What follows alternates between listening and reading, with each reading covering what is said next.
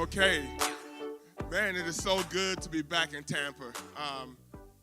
Tampa has changed so much. I was in Tampa when we were the Orange Bucks, not the Bucks of today. We were the Orange Bucks back then. We practiced over by the airport, and I remember Claire's Day when I first came to Tampa, and we were out there lifting weights because we didn't have the facilities they have now. We used to lift outside by the airport. The planes used to fly by. You couldn't hear anything. So I remember this was Tony Dungy's second year, I think. And we were lifting. It was hot. Everybody came in the building, just mad. Some guys came from other teams that had better facilities. And Tony came in the room and said, "Hey guys, what's going on?" And everybody's like, "Coach, like the facilities are bad." He had high expectations for the team. And Tony stopped everything right then and there. He went and got a 45-pound weight and brought it into the meeting room and said, "Look, you see this 45-pound weight? It's the same weight they have in San Francisco, in New York. If you lift it enough times, you're going to get stronger and better. So the facilities don't matter, right? Where we practice doesn't matter. It's about us and the people in this room and what we believe." And that stuck with me so much. And you know that everything else is history. But that stuck with me so much because that carries over into what we're going to talk about today, right? It doesn't matter how you were raised. It doesn't matter sometimes the environment you're in. What matters most is you, what drives you and the people around you, right? And sometimes we get caught up with all the other things and we forget about us. So my story about Tampa is like, the time is now. You know, there's so much opportunity here. I drove to Sarasota yesterday from Hyde Park. I had lunch at Hyde Park, drove to Sarasota for dinner at Ocean Prime, and I'm like, man, this is life. I might not go back to Indianapolis, right? Like, this is good living. But I remember back when we were in Tampa, there just wasn't a lot of places like that back then. So the time is now. So I was born in Lagos, Nigeria. How many of you know where Nigeria is? Okay. So, you know, if you've dealt with Nigerians, you know that entrepreneurship is in our DNA. So I was born in Lagos. When I turned 15, my parents decided it was a good idea to come to the U.S. and stay with a family. So I have 7 sisters and 2 brothers. I left my family to come to Daytona Beach, Florida, to stay with a family.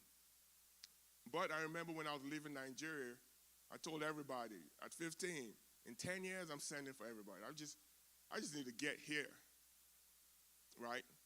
So I came to the U.S., to Daytona Beach, black community in Daytona. And I remember getting here, and it took about a week. All my black friends, I had never been in a classroom with a white person, never interacted. So right from day one, I had an affinity for black folks. Like, that's what I knew, right? But all of my black friends didn't have the same energy and excitement about being here as I did coming to the U.S. And I was like, man, what's going on? Like, I called home, like, something isn't right. People ain't excited about being here. But that's all we dreamt about. Let's just get us here. This is the place of opportunity. Let's just get here. We'll make it. So we didn't know a lot of things. A lot of things I didn't learn in Nigeria. I didn't learn about a lot of the civil rights issues and different things over the years here in the U.S. because we had colonization that we were dealing with. So there was no time to learn about other people. We had to deal with our own thing. But as I stayed and stayed and learned just everything that happened. But I was so blessed to come to the U.S. because so much happened that I never even expected. My life today, I know, when I look back at everything, I just know what God had planned for me because I didn't have a plan for myself. So I came. I never played football. I played soccer growing up, but I was tall, I was skinny, I could run, I could jump. A couple friends said, why don't you come out for football? I was a junior. I said, okay, let me go do it. I was so bad. I didn't know how to put on my shoulder pads. I didn't know how to put on my helmet. My junior year, I was getting my butt kicked out there on the field, just terrible. But I went to a good high school called Fido Lopez in Daytona Beach. They played good football, good coaches, trained all year, developed. My senior year, I had a pretty good season. I got a scholarship offer to go to the University of Central Florida in Orlando. Ended up going to UCF, played there for 4 years, and then came to Tampa. So 6 years after leaving Nigeria, here I was in the NFL. But the story just sounds good, but here's the thing. When I left Nigeria, I left on a 6-month visa. One-way, well, I had a round-trip ticket, but it was a one-way ticket, right? Going back wasn't like a thing. It was come here and make it, right? So after 6 months, I was illegal. I went through high school. I applied for college. Nobody asked me for anything. That ain't happening today, right? But nobody asked me for anything. I made it all the way to the league, played 2 years, made enough money, got a lawyer, and started the process of getting my papers. But I hadn't been back home. Almost 15 years had gone by. I hadn't been back to Nigeria.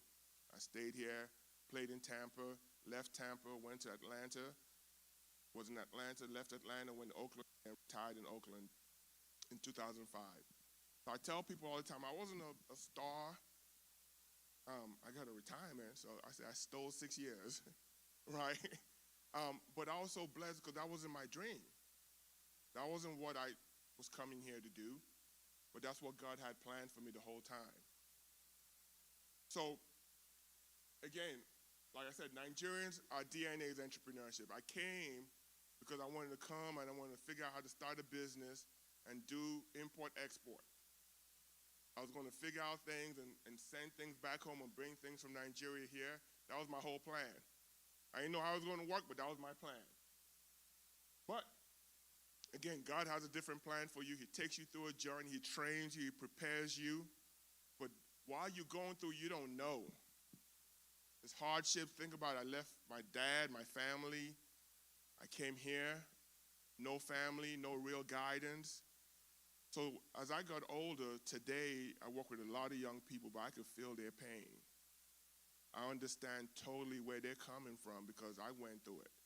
Like my teenage years from 15 probably to like 22 was rough. I was angry. I didn't know, but I didn't know back then why. I didn't even think I was going through anything, right? Because I didn't understand how to deal with things. But as I look back today, I'm like, man, I was struggling because I didn't have a man. I didn't have someone to kind of guide me along the way. I didn't have someone to talk to when things were going bad.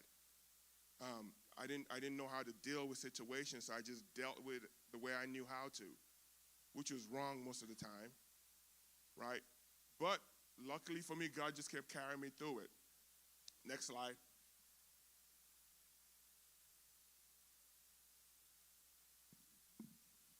So today, right, as I was looking at coming here today and looking at Tampa today, all this opportunity, things are going well. Like there's construction. They say, a city is doing good by the number of cranes you see in a city, right? So when you drive through Nashville, for example, there's cranes everywhere.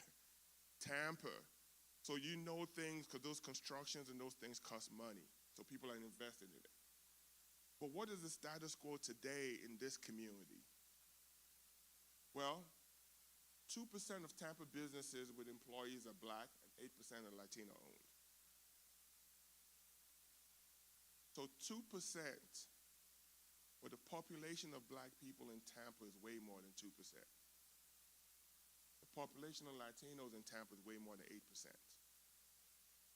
Communities thrive when you have thriving businesses.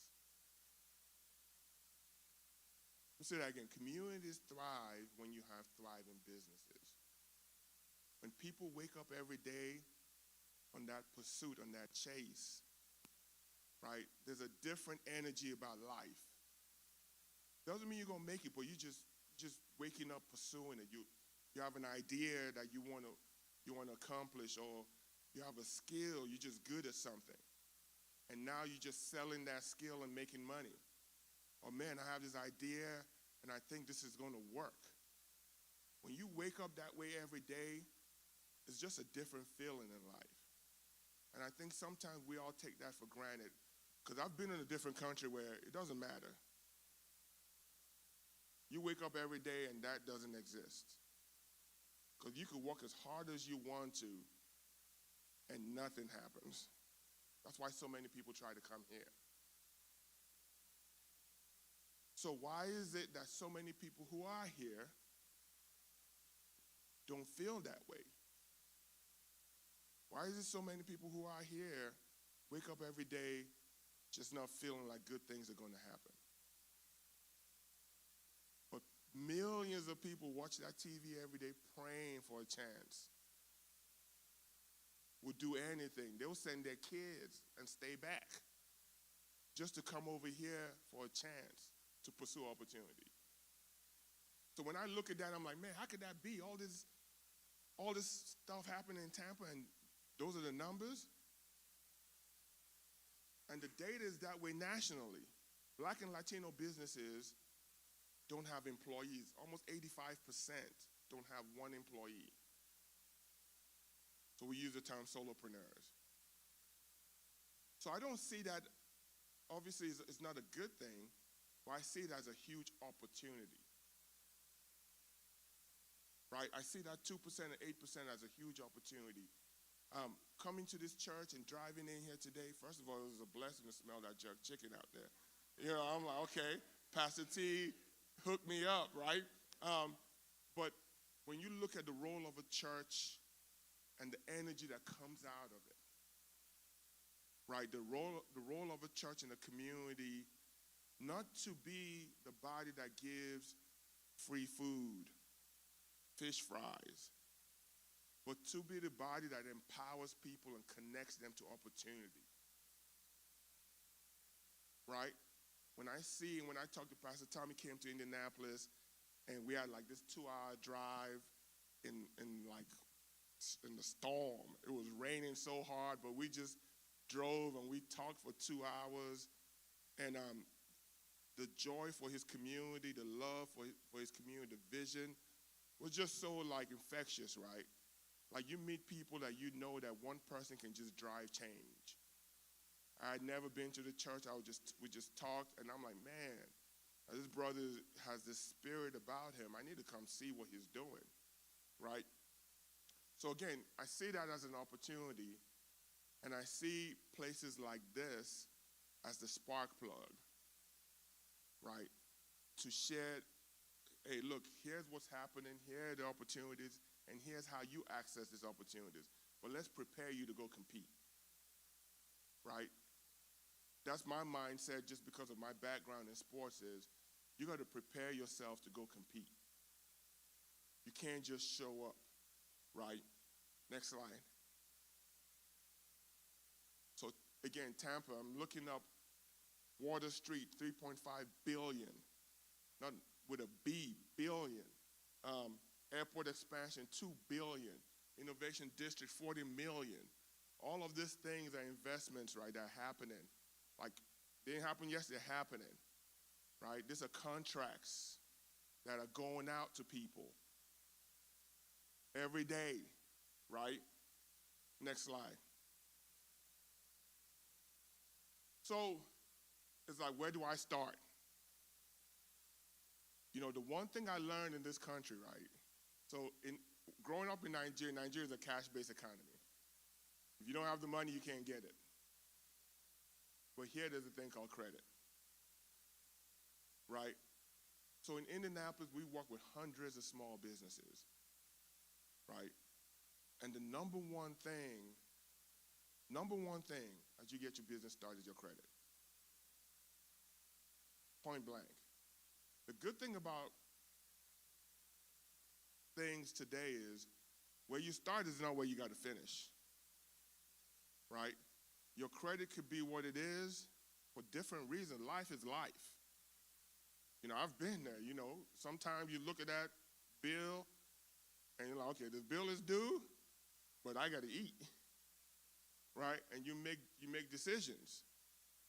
But now that you're trying to do something different, now that you're in a different season in your life, right, and you're looking ahead, you can't look at that credit score and say, man, I can't do nothing. You got to look at it and say, okay, there are ways and there are tactics to get that thing up.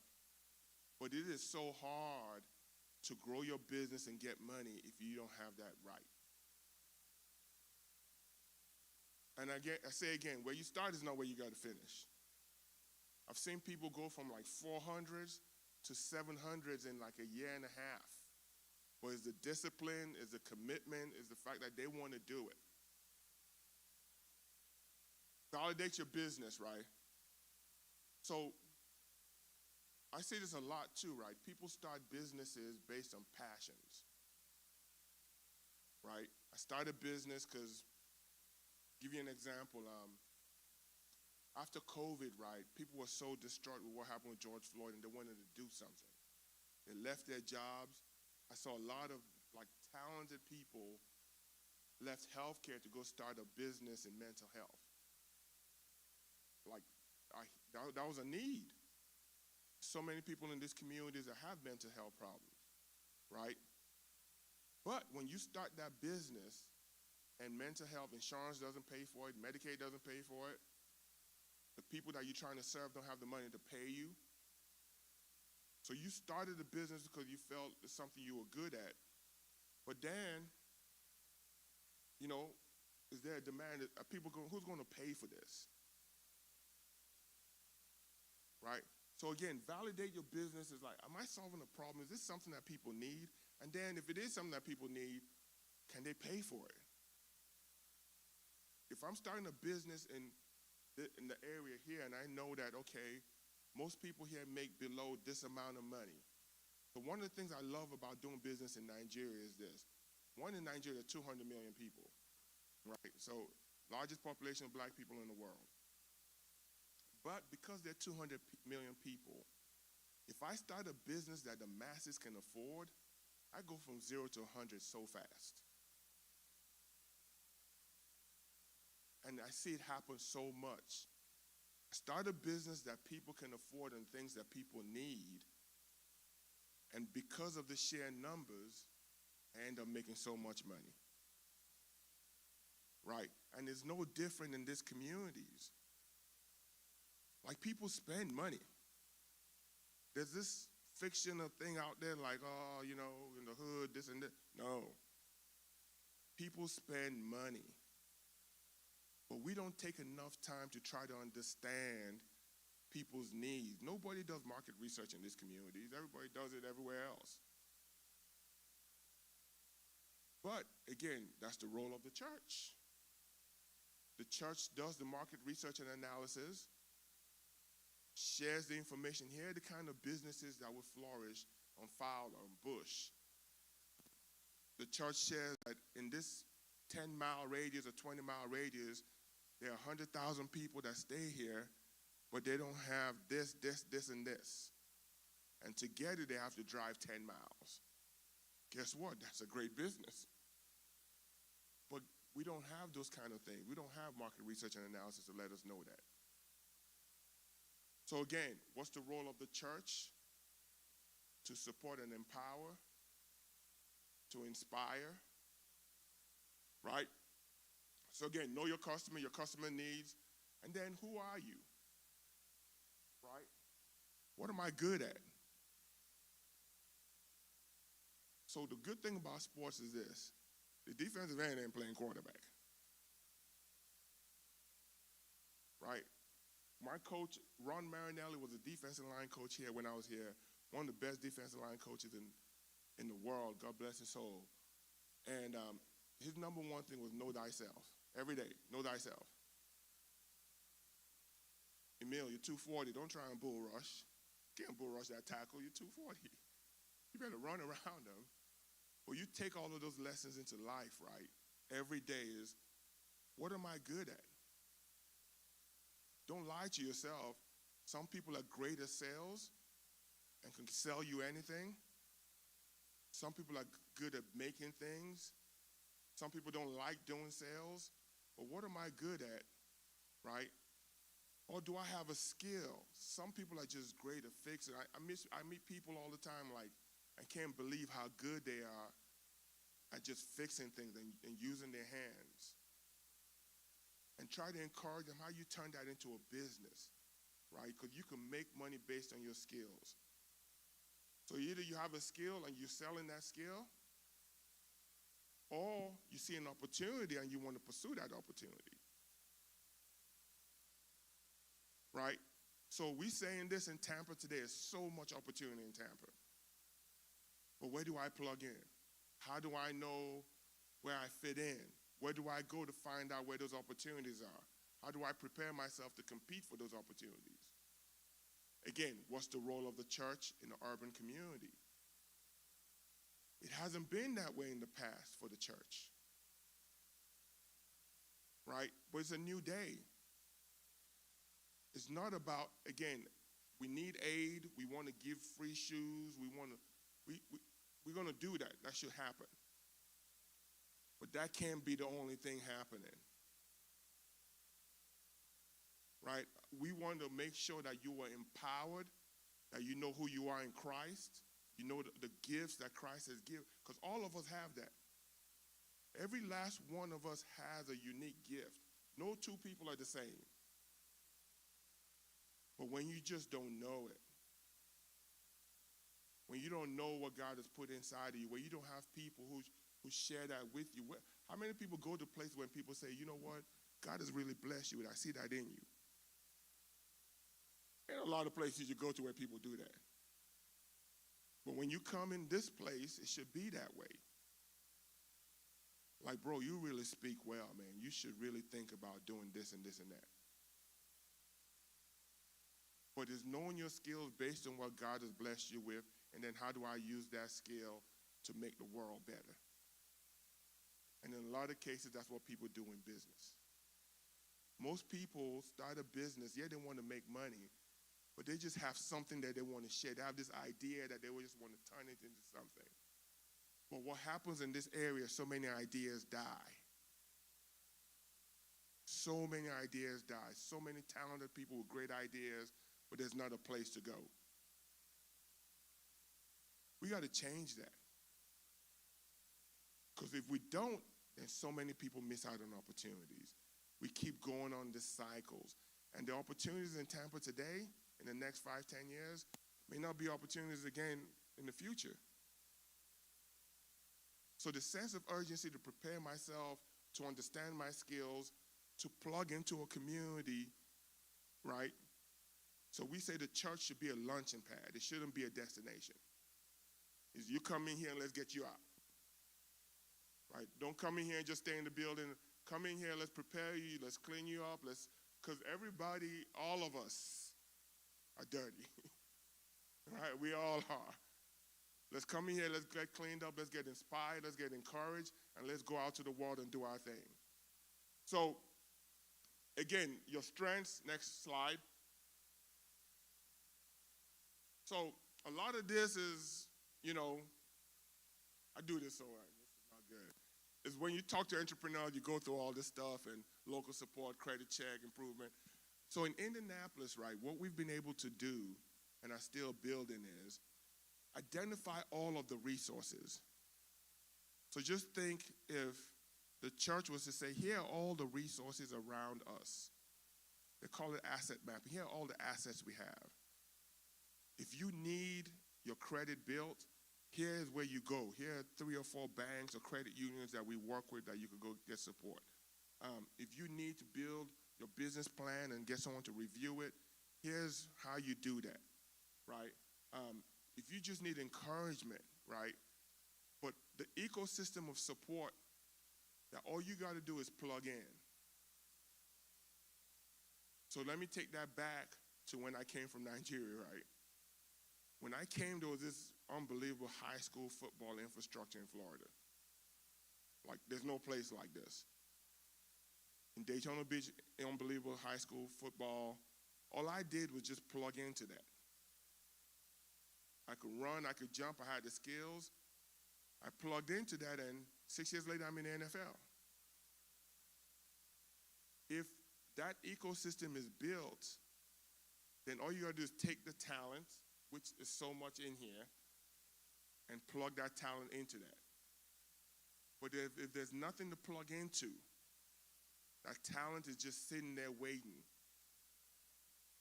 And then after some time, that dream just goes away because now I just got to work and pay bills. Right? Next slide. So again, challenges. I mean, that's it. Everybody in here, everybody goes through that, and we face that head on and fight through it, right?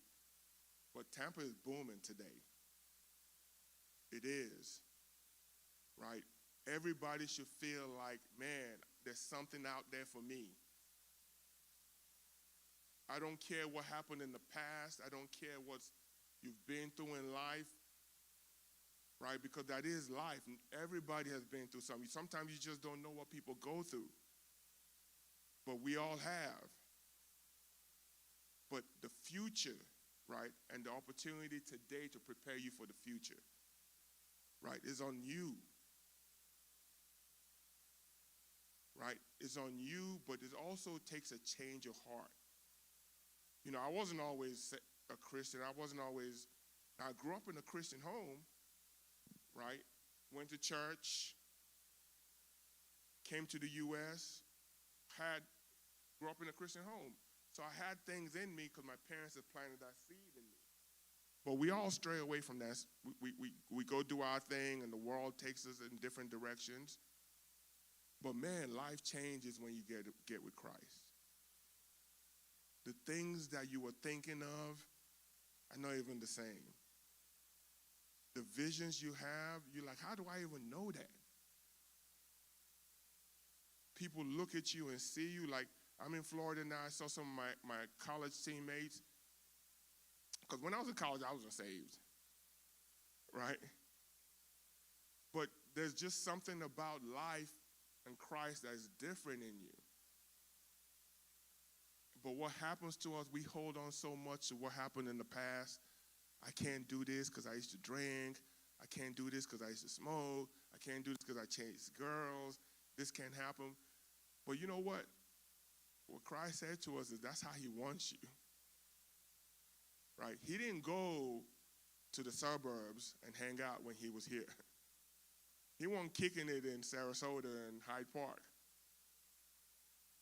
He was right here on Fowler. Right? And that's what I want to say to everybody today. I love what Pastor Tommy is doing. I love the energy. I'd never been to this place, but coming into this building, I'm like, man, I wish we had this in Indianapolis. It's like just a different feeling of church. Right? Then I come in the building, I see all different people. Like, we don't get places like this. Right? And really believe, just knowing and always pray, like the church is the center of everything in communities. It's a place that you come to and no one judges you. Everybody just works to uplift you. And there's nothing, we call starting a business economic freedom. Right? Because it's on you. You don't have to check in with nobody. You don't have to clock in. Right? It's you. But then it gives you just this dignity of life. When you succeed, you just feel so good about yourself because you know how hard you worked. Right? That's why when most guys start playing sports, it's so hard for them to go work for other people. Now, they're used to team sports, but other people are not driven like them. So they take that whole thing and they try to go do their own thing. Or they're coaching. They want to drive other people and teach other people what they've learned about just teamwork, about love, inspiration, all of those things. But the world is not like that. So athletes find out quickly, like, man, this world is different. It's not like that locker room I just came out of. And then you find most guys searching for that environment. One of my best friends in life is Warren Sapp, right? Sap and I stayed with Sap when I was here, and I have so much joy for him now because he's coaching at Colorado with Dion, right? So they just told me my time is up, but no, I want to say this though. It's been so much, like the joy just being here, being back in Tampa, seeing all of you, seeing the church, knowing that we are going to be a part of this with Pastor Tommy. Think about this, right? What if there was a fund sitting at the church? What if there was a fund that didn't care about your credit? That just judged you for how hard you've worked, how hard you've prepared yourself. Now your business is ready to go. Now you could go into that fund to get dollars for your business. Those are the kind of things Pastor Tommy is talking about. It's like, let's make this place a launching pad and let's bring people to help support this. So I'm down for that. I'm so thankful to be here. Thank you all for listening to me.